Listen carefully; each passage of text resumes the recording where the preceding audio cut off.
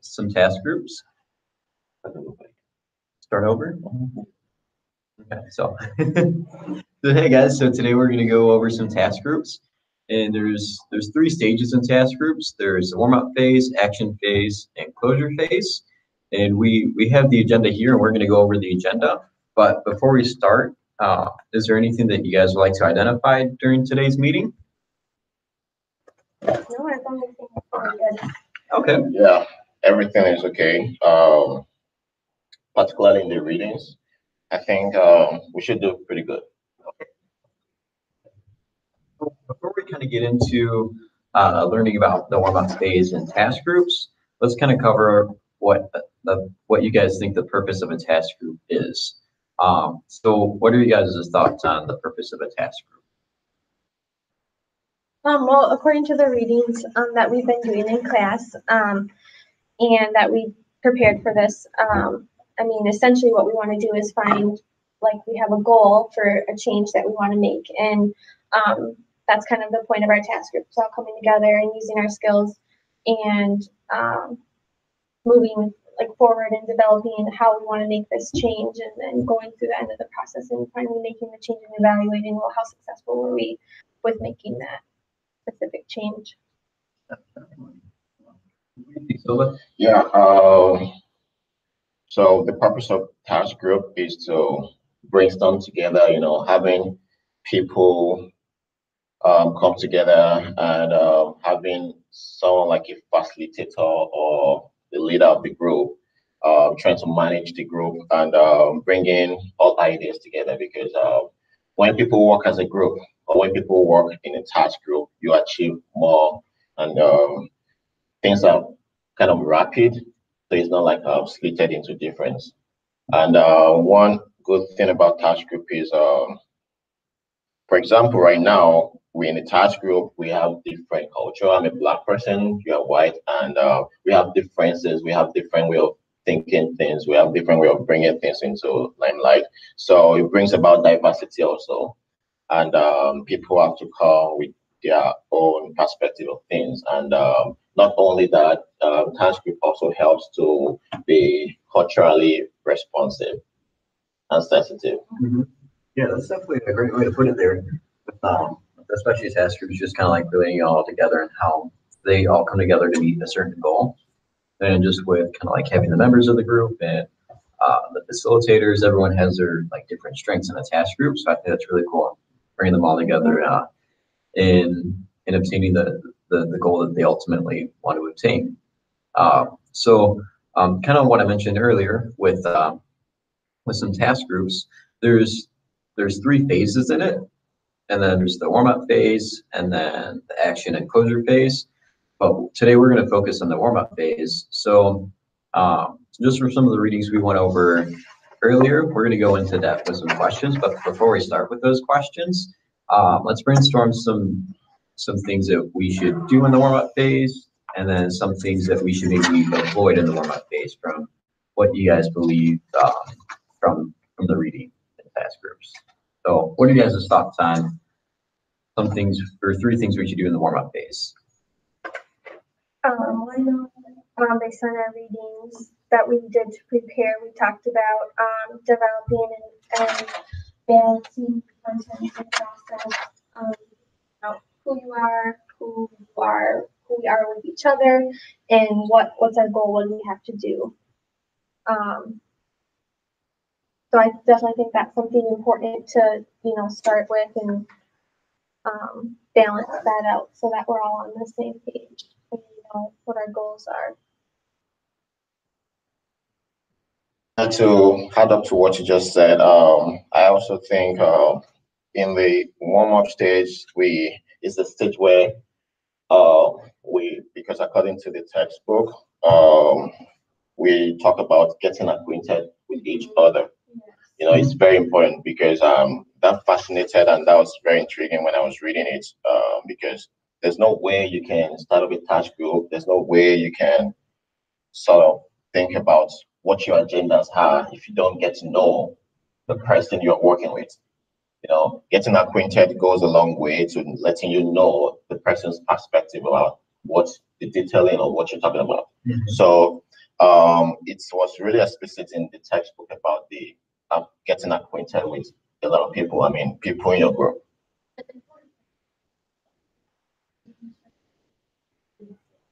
Professionally and specific to our task group and what exactly we're going to do versus like personal information, like, oh, where do you live, where do you go to school, who are you dating. Those are not types of things that are important. It should be focused on. And then just yeah, definitely with like getting to know each other besides asking the personal questions, because that can kind of get too personal, as you're mentioning. So that's definitely one thing that we can avoid in the warm-up phase. Yes. Because we don't want anyone to feel uncomfortable at all in the task groups, especially when they're just kind of getting to know each other and that. So, but what other things should we avoid in, I guess, the warm-up phase?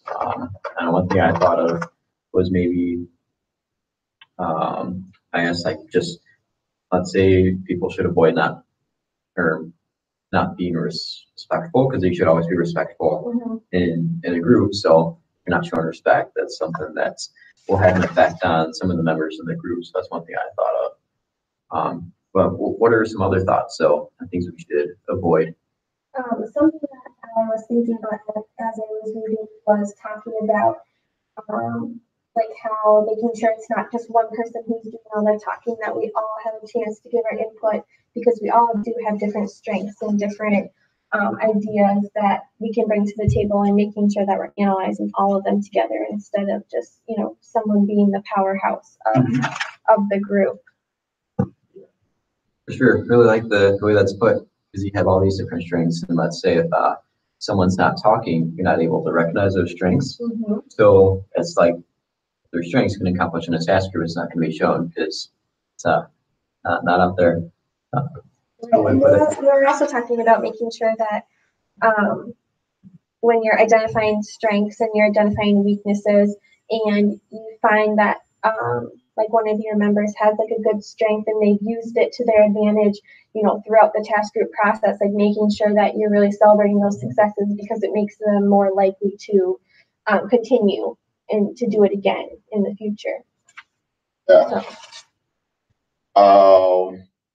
One thing I want to add, which is very important, which it's been stated also in the textbook you used, are the three questions: the who am I with you, and what's the last question? What do we have to do? Because these three things, if you can establish it in the warm-up stage, it will help with those things we don't bring into the table. You understand? Definitely. So if we know who we are, if you know who we are to ourselves, and if we know what we want to do, I mean, if we can explain those things ourselves, that would kind of break down our goals. And we won't be able to say, okay, I mean, since you know who you are and you know who you are to the group, we already know what you are bringing to the table. So there's nothing like power shift, like the whole thing is shifting onto the one person talking and all of that. It's going to be like a distributed power. Mm-hmm. So we all talk, we all make suggestions, we all do everything at the right time. So there won't be any maybe imbalance in the group. That's a great transition to like in some of the preparatory questions too, when it talks about the three main questions with who am I to you, and what we have to do. It's definitely a great way to put on how when everyone kind of comes together, we discover who we truly are and what the goal we are trying to accomplish is. So that's one really cool thing I think about that. What's your view on that question, Kelly? Well, I think more about one another, and like I said before, with our strength, developing and recognizing our strengths and our weaknesses and what we can bring to the table and what we can't. But I also think it's like when I talked about before, balancing this processing content and maybe we'll be able to identify some of the issues that might come up or that are necessary to even get through this whole task group process, so that our journey can be productive. I know that was something that Halson Kalaki said was attend to both the process and content issues necessary for the group as a whole to begin a productive journey. And we definitely want our journey to be productive through our task group. So, yeah. Especially just with going on the journey, it's always good to kind of be productive and show all the strengths that we have too, so we can accomplish what we can pretty much as fast as we can to the process. So, it's a great way to put it. Well, I know we just did like a seminar, with cohort, and we were able to identify like our top 5 strengths and talk to each other about it and see how well we can work together. So I think that is really beneficial for, this task group, because we do now know what our strengths are and we're not just coming up with them, like they're really actually identified. That's for sure. How we're forward with them too. So we're kind of showing them throughout their whole lives, making an impact on whoever needs some of the strengths that we have. So it's a really cool aspect to think about, especially working in task groups and accomplishing those goals. So for the next question on here, it talks about like challenges for leaders in the warm-up phase that the task groups book was talking about. So the question was, can you think of an example when, let's see.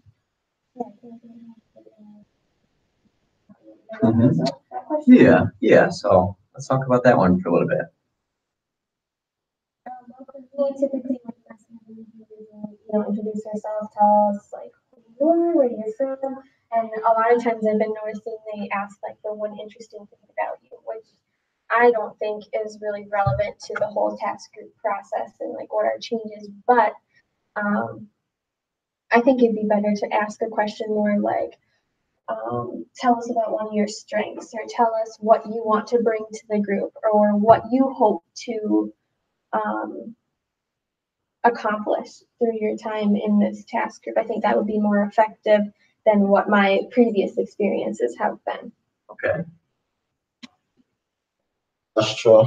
I agree with you on that. Like, because this is a task group setting, and if we have a question like, can you think of an example when you were at a group meeting and had to talk about a little bit about yourself? So, well, for some reasons, people who ask those kind of questions, they want to know maybe a little bit about your background, and it's just like when we come to class for the first time, like in a semester, and you're meeting with a professor for the first time, like when we're meeting with Dr. Ross, you wanted to just have a little bit about ourselves and to get familiarized. Like, okay, I know this is your interest. You want to go into the clinical line, you want to go into the child welfare, you want to do this, it just makes the facilitator know your interest and how much you're able to bring into the group. And where you want to go. Yeah. Well, but for me, as an example of that, I've been into different groups, different committees before. Well, for example, I'm going to talk about when I was in a group where it's I'll call like a task group, but we wanted to achieve the same goal. We were in a committee where about 5 of us talking about the Title IX poster on campus. Wanted to redesign it, like the words that they use in the Title IX questions. I mean the Title IX posters. And this was one of those things like asking ourselves, like, because one other reason why facilitators ask, like, tell us about yourself, is because we are all coming together from different views, so they don't know everything about you, and even if I know something about you, they want him to know something about you, speaking it out, like telling everybody, okay, these are your interests, and maybe at the end of the task group, you can go meet each other, like, okay, hey, I know you're interested in this, I'm also interested in this. It brings about that kind of a thing. So sometimes you don't tell everybody what you are doing, but in a group where you have to talk about yourself. When I talk about myself, people knew that I had a master's degree before now. But if nobody asks me, can you tell us about yourself? Nobody's gonna know about that, Yeah. So these are ways that they get to know my interest. So okay, oh, so you're interested in this, you've done this before, These are ways to get to know people more. These are ways to get to know members of your task group. The anxiety usually like for meeting people and being with people that you don't know for the first time, kind of like, oh, well, this is their name, this is where they're from. Okay, I kind of know who that they are, so that they can kind of like relax a little bit and really focus on what essentially the goal is going to be. Yeah, I know it makes me think of too, like just with it's beneficial for the group aspect and also the individual aspect, because you know that the group is interested in learning more about you, so you have that sense of self-reflection on who you really are and how you can really have an impact in the group that you're with. That's one thing I really think of too with that question. I know, I guess an example, like during my internship, whenever I meet a new client in a group setting, I'll introduce myself with a little educational history and my purpose over at the Nova House, just so they have a little background on what I can give to the program to meet their needs. So that's one thing I thought of too. That. Yeah, very good, very good. So for the next question on there, it asks like, why was it important to like for the group, I guess, to know who you were or who you were, and I guess we kind of covered that a little bit in the question before, because the group is recognizing like the strengths we have and how those strengths can help with the journey too that we're on. Well, I know like the authors in our readings talked about too, it's a way to see what their participation is going to be like, their beliefs, their attitudes, the kind of style that they have. You get to see their perspectives, like we talked about. What kind of cooperation are they? What kind of member are they going to be? Are they going to be an active member? Are they going to be a member that's just like sitting there and just there because they're supposed to be there? Kind of like their understanding of what like their process is, their verbal styles, which I thought was an important one. They talked about, some are more like straightforward and some are more passive. Some don't really say much at all. And you can see their levels of confidence too. How confident are they in how they can make this change? And then I starred this part because I thought it was important. It talked about it strengthens our chance for success. If we have this greater understanding of who we're involved with, we're more likely to be successful. Yeah. It also talks about, it just caps it hard to narrow it down to the content and the process. Yeah. I really like with the quote you just mentioned on strengthen the source or the strength and the cause for success. So I think that's really cool to keep in mind and think about too, especially for the future when you're trying to be as successful as you can with the strengths that are being shown. So. Well, and if you see like on the same page, like you kind of don't click, if you keep that in the back of your mind, like okay, being together and working together, this is important for us to be successful. Otherwise, there's a possibility of it falling apart and the process and content, are not in the same wavelength anymore. They're off. That kind of goes into the next question too on here, like what will be the consequence of this task group, like not knowing who you were or like not recognizing those strengths? So I know one thing that I thought of is that if they're not recognizing those strengths, then I guess when you're trying to obtain a goal, there might be some conflicts and there might be some struggles, and it might make the time for attaining the goal a little bit lengthier. And then I guess that's one thing that could definitely be a challenge for the leaders too, because I know when you have a big group of people or a small group, and let's say if they're not so talkative, this might be a consequence. So, but what do you guys think though for like consequences? Well, for me, a few things I would think about is if you don't know who you're dealing with, if you're in a group and you don't know the person, I mean, for sure, it's not going to be a successful meeting. No, not at all. No, yeah, Yeah. because I mean, it's difficult for human beings to agree on things. I mean, we are the most difficult species on earth because, I mean, if we all come together this way, imagine we are more than three, and we just come, okay, let's start up this thing, and we don't even get to know each other. You don't know if this person is depressed and is just managing himself or herself. You don't get to know people, culturally and all of that. I mean, it's gonna be chaotic at the end. And one other thing about that is that you realize there won't be balance in the strengths. I mean, some people are gonna be more active than the other. So there will be a lot of, I mean, in general, it's not gonna work out the way it's supposed to. There won't be a solid foundation for the task. Yeah. The internal conflict and external conflict. Mhm.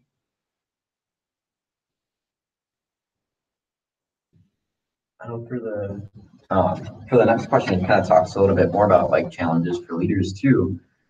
So we kind of just talked about that a little bit. So like what can be challenged, like having everyone provide maybe not enough input, so that'll make the process a struggle, and we'll have those internal and external conflicts. And then I know one thing that I thought of too when I was looking at this question is like maybe a challenge for leaders and how the group can use their differences and similarities in a task group.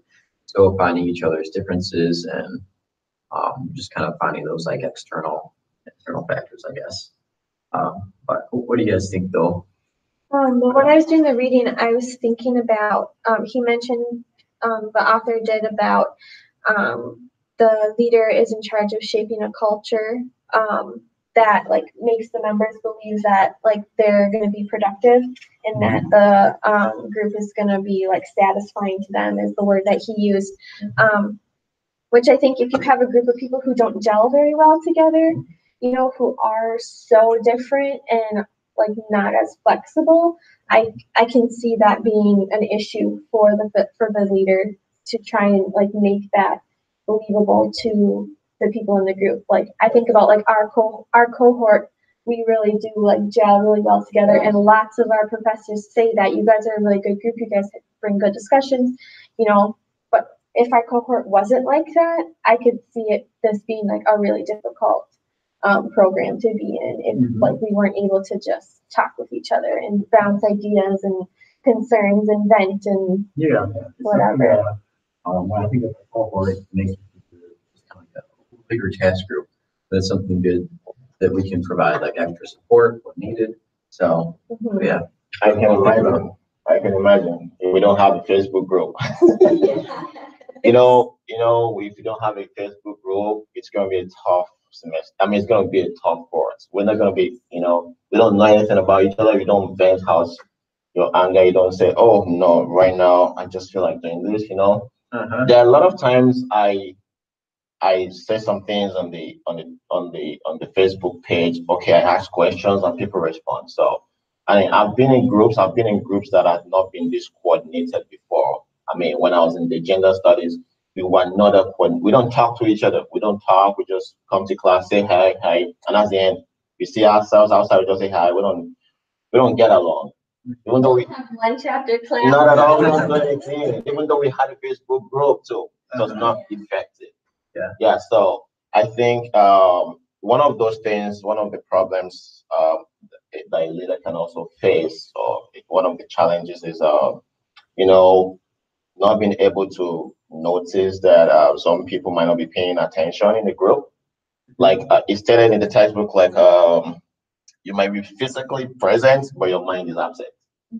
Yeah, and so that thing, what that tells me is to, as a facilitator, you need to be sensitive to people. You might be in class, and in Dr. Ross' class, I mean, you're present in class, but you might notice this person is present in class, but his mind is not here. Yeah. Like you are far gone. Just tapping you. Oh, hey, Paxson. You come back to life. So it's, as a facilitator, you have to be very, very sensitive to the group. People are not talking much. You might want to, okay, do you have anything to say to this? so their mind will come back to the reality. So it might be a big challenge for leaders, because we can't all be super active. I mean, depending on the number of people forming a task group. If we're about 10 in this group, trust me, 1 out of the 10 would not be as active as every other person. But because we are in a small group, I mean, yeah, you know exactly. So, Well, I think it's important to go back and think, when we talk about like how our cohort has gelled together. I mean, our professors from first semester are a really good example of being good facilitators and making sure that everyone gets their voice heard, and that like they encourage discussion that will help us kind of gel together essentially and make that culture for us that this is going to be fun and might be challenging but rewarding in the end. So they're good examples of what to do. Generally, even the program is a good example itself, because they keep telling you, if you're having a problem, you can talk to us and all of that. Yeah, so if you're in a task group, I think the leader also needs to be very flexible with members. Try to be nice, try to be, just be yourself, because some groups, the facilitators are not very encouraging. So it makes some people, stick up to themselves and not want to talk. Yeah. So Sure. it might be a problem on the part of the leader to just be flexible, just to don't make yourself. For me, if you're a facilitator in a group, I don't want you to make yourself known as the facilitator. You don't want to be the facilitator, but don't make people assume like you are like, okay, you are like this and every other person is like this. Yeah, make yourself blend with everybody, so people won't be like, oh, he's the facilitator, I don't want to say too much, and it's gonna say this and all of that. So make yourself blend, be flexible with everybody, make people see you as a part of the group too. So I mean, because you are actually. You're like this high and mighty type of facilitator, which is not gonna make it a good. Yeah. Yeah, I know. One thing it also makes me think of too is like just whenever we have our certain courses, let's say if we already have that set schedule, what we're going to talk about, professors are always open to kind of changing the topic if it's up to the students. Like if we get into maybe something that's going on outside of class that we really want to talk about, like we'll have a talk or a discussion about it for about a half hour to 45 minutes or so sometimes. So and then the Which I professors know are so welcome. task group, like that's something that they say is like a no. Make sure that you're staying according to your agenda, because that's what your group is there for, and that's what their idea is, and they're not there to be, they're not there to talk about something that's irrelevant to what the group's goal is. Yep. So that would be hard, if there was something that happened outside, that could be a challenge for the facilitator to try and get everyone back on track and okay, this is what we're here for and this is what we're doing. That's for sure. So for the next couple of questions, it talks about the themes in the warm-up phase for task group, and then there are 7 different themes. So we'll kind of like look into each one, and then we'll discuss one. So there's getting acquainted. So that's like, how can we get our task groups acquainted? I know we kind of talked about this a little bit before too, like with being open, understanding, empathetic, developing like group norms, and then maybe like having group activities to kind of like get a welcoming atmosphere. But what do you guys think on that first theme? So I noted that ask, what do you hope to do with our warm-up phase information? What do you hope to do to accomplish from this task group meeting? Just so that we make sure we're staying focused around the center of the agenda. So yeah, I wrote down what do we hope to do with our warm-up phase information? How do we hope to apply this to the task group? Okay. I agree with you on that. I mean, I was about to say almost the same thing. Yeah, so it's very important dialogue. I feel that way. Communication is very essential. I mean, it's if you don't have communication, you have a lot to lose. So speak what's on your mind. And one other thing that helps a lot is being humorous, but not to the extreme. Because some people have butted neck, butted their stomach such that they don't want to just feel what you're saying, and they don't want to get acquainted themselves. They just don't want to. But there are ways, as social workers, as in a different field of areas that we found ourselves, we've been able to help people out with these things. For example, in my place of practicum, my supervisor, you don't get to know she's a supervisor. She wants to get to know you. We have a lot of good chats. If you're coming in for the first time, you won't know she's the supervisor. Like, you won't know like she's the coordinator of the program and all that. So I feel that flexibility in a group will help people to get acquainted with each other. And good enough, the social work program has been able to do that. Been able to, in classes whereby we just want to talk about, some stuff that you share meal, like snacks together. You do a lot of stuff, like eat pizza. Is a way to just release the tension, and is a way to still get acquainted with each other more. And like I said, the program has been able to give us a lot of example about these things. So it's a good point. Yes, amen. Yeah. Well, kind of makes me think of my internship too, because my first or the first staff meeting I went to before, just with kind of like getting acquainted with everything. My supervisor, she ended up focusing on me for a little bit, and she introduced me to the rest of the staff, and I said, oh, wow, that was pretty cool. Just kind of getting to know everyone a little bit more during the internship. So I thought that was pretty cool, kind of getting acquainted with the staff and all that aspect. So yeah, definitely a pretty cool first theme when you think of the warm-up phase. So then when it goes to the second theme, it's understanding the purpose of the group. So I guess with that, like, what are some ways we can understand the purpose of task groups that are used in our internship? I know one thing I thought of was like maybe finding a mission statement that our agency has for like how we want to help out clients and how we want to help out maybe staff in the future, or maybe like staff and client process on reaching their goals, and then maybe like in treatment plans or so. Just kind of like finding the purpose of what our internship has to offer for the kind of like understanding the purpose of the internship. I know when I was thinking about this question, I'm in the school, so we don't have a lot of like, macro, I would say macro type level like areas for change, because we don't, we are, at a individual level.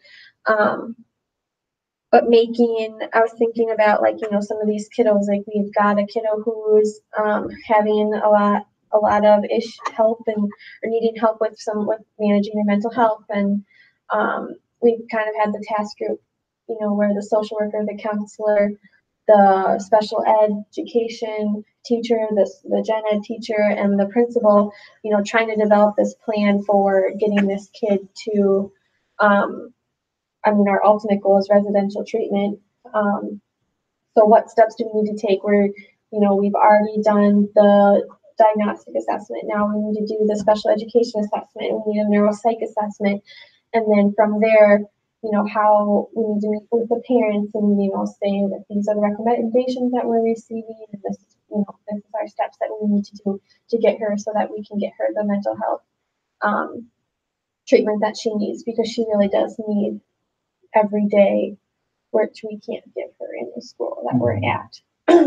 So that's kind of where I was thinking about it in terms of my internship, is this group, this multidisciplinary team that's coming together to make this change for this one family. pretty specific, but Yeah. kind of an example that I've been thinking about recently. Yeah, I think that's a great example, especially to cover the second theme in it. So, this is a very good question, but at the same time, yeah, my knowledge or my understanding about the purpose of my internship relating to task group or relating to the warm-up stage in the task group will be, for example, in my place of practicum, we okay, so we have the micro level in my internship, and we have the macro level. So in other words, we work with individuals and families, and we also work with the community. okay. Because we in Minnesota Council of Churches, we have this program we call the Tapestry program, which is a level of it's bringing about everybody in the community together, people, because we work mostly with refugees. I mean, if not all the time, we work with refugees. So kind of bringing the refugees into a community whereby they don't know nobody.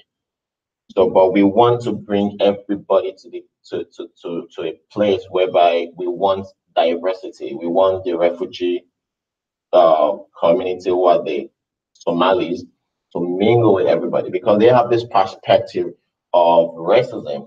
I want them to know there's nothing like racism. We are just one, okay? You might be white, you might be black, you might be a person of color, but we have the same goal to making a community a better place for everybody. And this aspect of individualism, we try to break it like, no, we don't want a society of individualism. We want you to always watch each other's back. You know, like, hey, how are you doing this weekend? What are your plans this weekend? We want that community to be able to knit together because something might be happening to someone because you say, oh, I don't deal with any other person apart from myself and my family. You know, we want a situation whereby you knock at your neighbor's door. Is there anything you need me to help you do? You know, so that's at the community level. That's at the macro level. We work that way, and we as well work as an individual with people and families.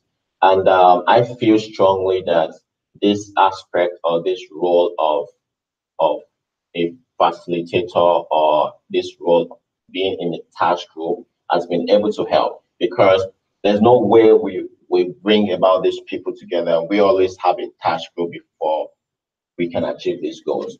So in Minnesota Council of Churches, we have people from Vine, we have people from the Salvation Army, we have people from the public safety, we have people from the Open Door, we have people from the Mayo Clinic, from Mankato Clinic, come together as a task group to formulate the agenda for the tapestry. So it's a form of a task group, but we pick people from a different sphere of the community to come as to formulate this agenda to tell us, okay, what do you think these people will need? What do you think these people will need? We provide the transportation, we provide everything. We have the resources, but there's no way we can achieve this thing that's been going on for many years without forming a task group. Yeah. And this is one of the reasons of the purpose of a task group, you know, coming together, brainstorming, like we earlier said, and achieving the same goal. So I think, this task group, the warm-up stage has been able to be, it's very effective in my place of practicum. Because if it's not, I don't think we'll have anything like a tapestry program, which we'll be doing like in 2 months from now.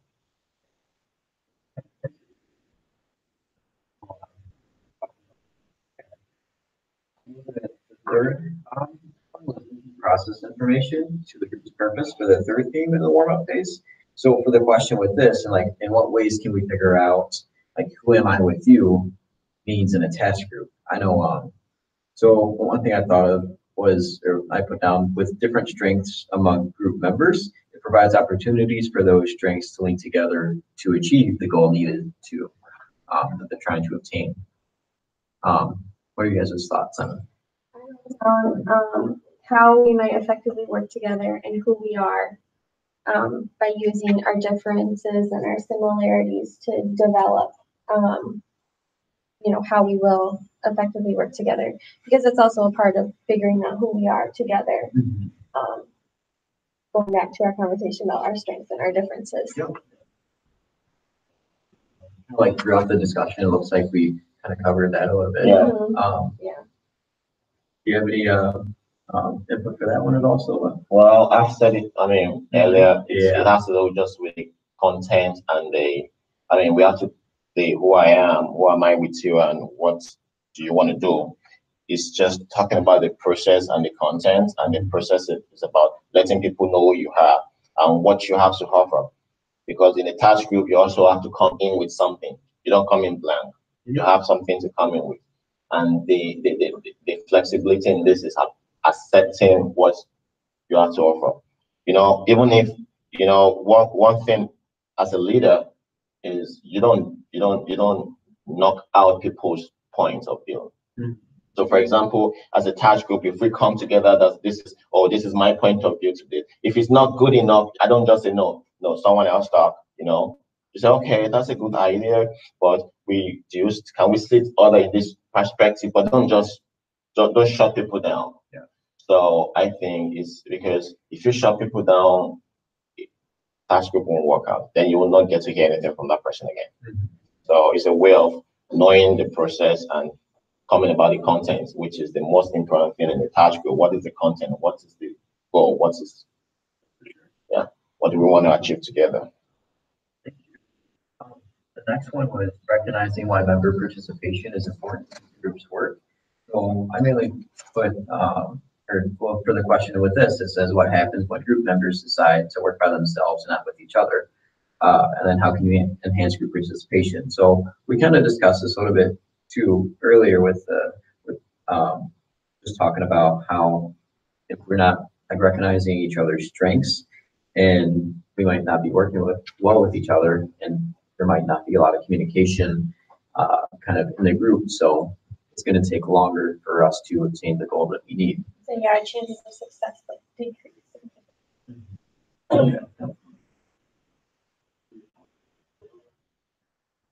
Well,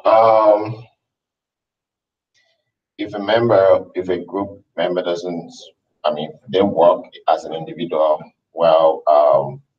as a facilitator, like I said earlier, you need to be able to be sensitive to this. It needs to be broken. And one way, or one of the reasons why members might want to work separately is because they're not getting good feedback as a group. So, for example, if I'm in a group and at the end of the group, I just feel like, no, I don't want to, I just want to work on my own, which means I don't feel like the group has been carrying me along, and I don't feel like what the group is saying is what I feel is right.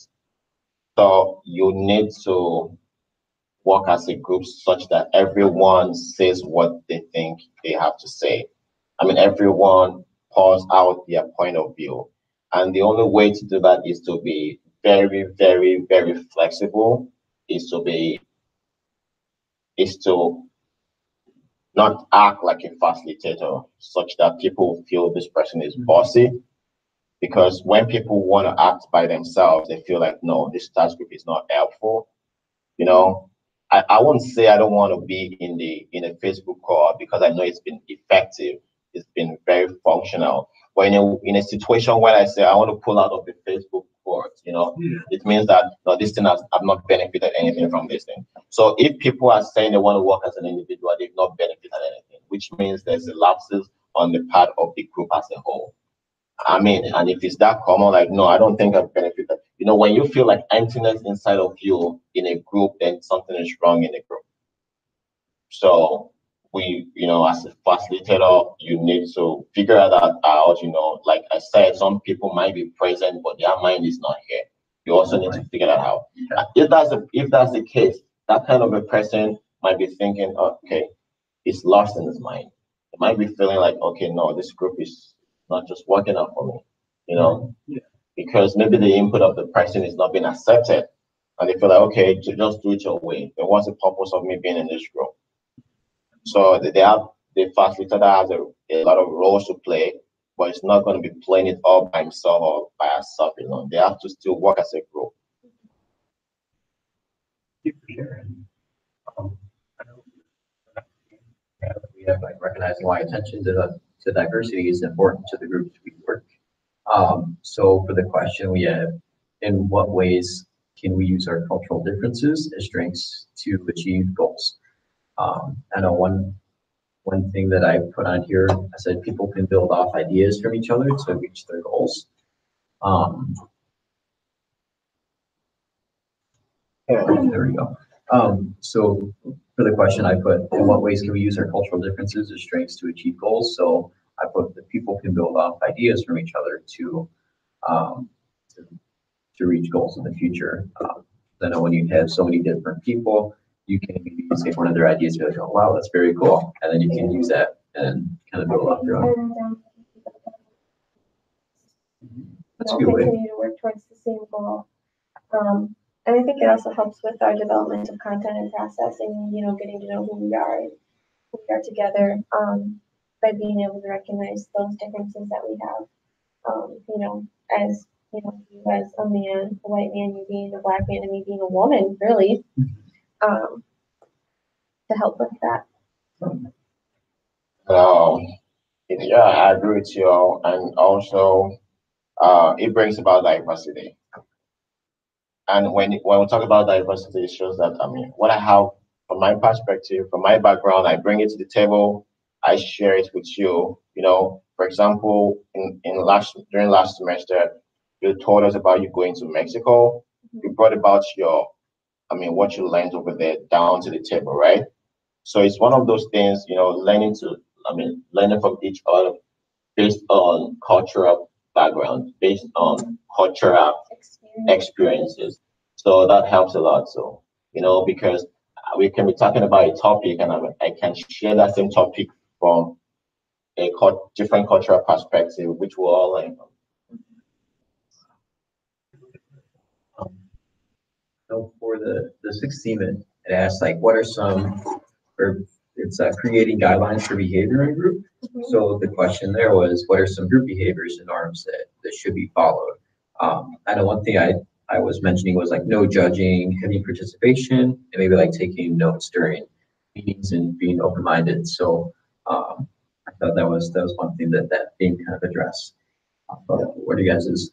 Well, I'd like to add, respect each other's opinions and ideas. I mean, we are going to have different ideas and opinions sometime throughout this process, not interrupting each other. I know I may have done that once or twice with Silva because he was saying really empowered me and I really wanted to say something. Good. So just being aware of that. Also, no question is a dumb question, so don't be afraid to bring your question and bring it up because odds are, like they say, someone else is probably thinking along the same wavelength as you. And if we have any concerns, expressing those concerns and making sure that we're open and that our communication is open because, sometimes that concern could be a bigger concern that someone doesn't have that lens to think about. Anything else you want to add, Silva, what you want us to be able to do? Well, we study a lot of things. It's showing respect for each other. Yeah, and that aspect has to do a lot with not interrupting people. And I like it because in our class, when two people are talking, I say, "Oh no, okay, you can go first." That kind of giving respect to each other. I mean, we can bring it in also as a task group. You don't talk like barbarians. Okay, one person at a time. Yeah. Yeah, I mean that helps a lot. And respecting everybody's opinion. That's pretty sure. Giving kudos to everybody's opinion because before you can say something, it shows how your level of intelligence in saying things. So you don't just shut people out. You don't say no, we don't. That doesn't operate right here. What makes you think so? Yeah, definitely. Respect everybody's opinion. I think it's one of the most important things. Okay. Be respectful is something very important to all members of the group. And then so the last one that we have for the last theme, recognizing individual resources and strengths in the group. And then I know we kind of covered this a lot through our meeting today. So like how can the leader identify what tasks the group members should work on? So one thing I thought of is throughout like meetings when people are introducing themselves, recognizing their strengths. I figure that maybe the leader can find those strengths and find the specific tasks that those individuals can work on with the strengths that they. I put to identifying the strengths and weaknesses is going to help you distinguish who's going to do what based on what they know and what they are good at. Here? Wow. Awesome. Always cool on how all the minds can collide right there. So that covers all the 7 themes. So with these last couple minutes for when we're meeting, there's just a couple more questions. So just kind of like closure of the task group experience. So let's reflect on like what new knowledge we have in the warm-up phase. So I know to me, I think that's with new knowledge I have, we know how to kind of come together and formulate ideas so we can meet new objectives and goals, and how the warm-up phase is mainly to just gather more information, but not personal information about others, to recognize what they can provide in the task group itself, and how they can meet the goal at a faster pace. What do you guys think? New knowledge is you need to formulate an agenda, warm-up phase, because you always need an agenda to proceed to what you want to achieve. Talk about a whole bunch of nothing.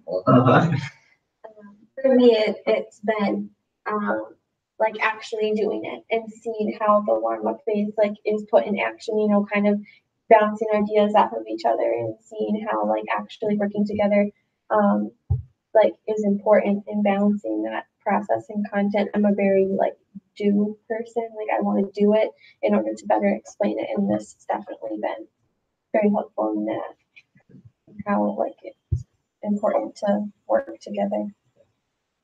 So how can we practice the warm-up stage, I guess, in future groups that we are in?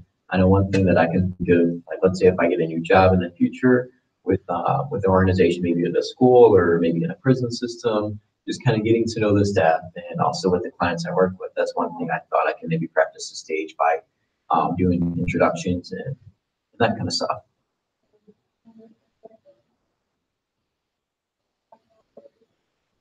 Just knowing how important it is to have that warm-up stage, because you're not going to be successful if you don't. Yeah, and I think this warm-up stage is applicable to anything in life. It doesn't have to just be in a task group. We can apply it in our internship. We can apply it to our daily lives. You know, we can apply it when we meet people. We can apply it. It's just applicable. It's not just in a task group, but it's applicable. It should be part of our life. You know, as social workers. And we're always using our strengths to kind of make these goals and interact with others. So wow. Well, yeah, I think this covers the warm-up stage. So I know we've definitely had a lot of input with the warm-up stage, and just the 7 different themes too in it. Does anyone have any other thoughts at all before we close the meeting? Because we should practice what we. Yes. We should not just be saying this, but in front of saying this, we should practice what we say. That's for sure. Awesome.